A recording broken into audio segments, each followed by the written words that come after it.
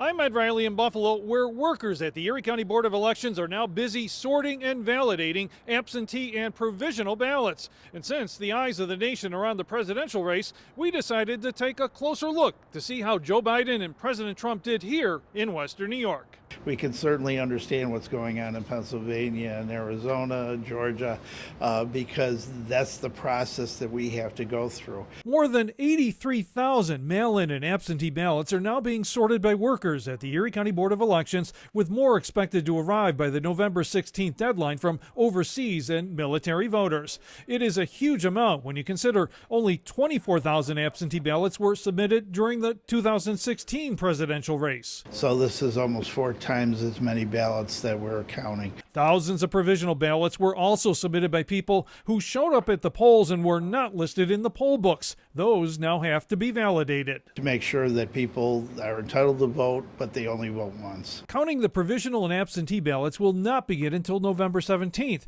but the unofficial results of in-person and early voting are available.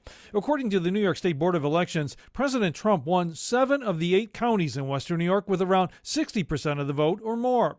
But Joe Biden won Erie County. Taking raw data supplied by the Erie County Board of Elections, we crunched the numbers to see how the candidates did locally.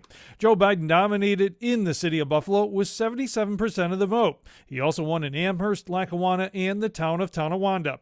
President Trump did very well in the suburbs, winning Clarence, Hamburg, Lancaster, and West Seneca. We're now methodically going through all of the 832 precincts to pull out any ballots that may have been left within the supplies of the inspectors. The final results can still change, though, as the election results will not be certified in Erie County until later this month. There's a lot of work that gets conducted within the 2 weeks up until when we begin counting. Elections officials tell me it is unlikely that those absentee and provisional ballots will change the presidential outcome here in Erie County, but they could have a big impact on 3 other races affecting the Assembly, State Supreme Court, and Lancaster Town Council.